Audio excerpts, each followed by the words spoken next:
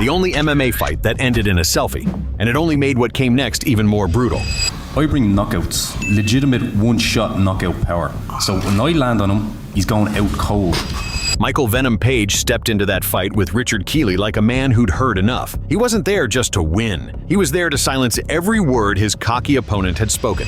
But Keeley didn't just trash talk. He thought he could invade another man's space without consequences. That was the moment Page snapped. It ignited a fire he had no intention of extinguishing. By then, Michael Page was already a force of nature. He earned fame for his wild, unpredictable showmanship, a fusion of taekwondo, kickboxing, and pure attitude. His highlight reels were the stuff of legend, filled with flying kicks, spinning strikes, and knockouts that embarrassed opponents. But critics still doubted the caliber of fighters he'd faced. That's when Richard Keeley entered the picture, a loud Irish striker with a sharp tongue and an even sharper ego. Keeley burst out brimming with confidence, showboating long before he even started throwing hands. And it didn't take long before he got a warning, not only from the referee, but from the way Page carried himself. Michael hardly reacted, slipping and dodging with effortless control.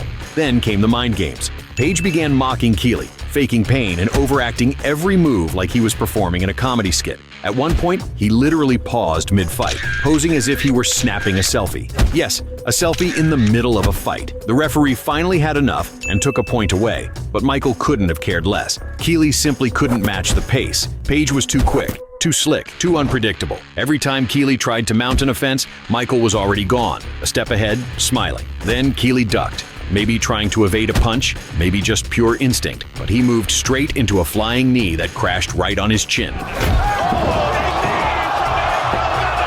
A brutal, picture-perfect strike that shut his lights out instantly. Michael stood over him, still and composed, as if to say, "Now you know who you were dealing with."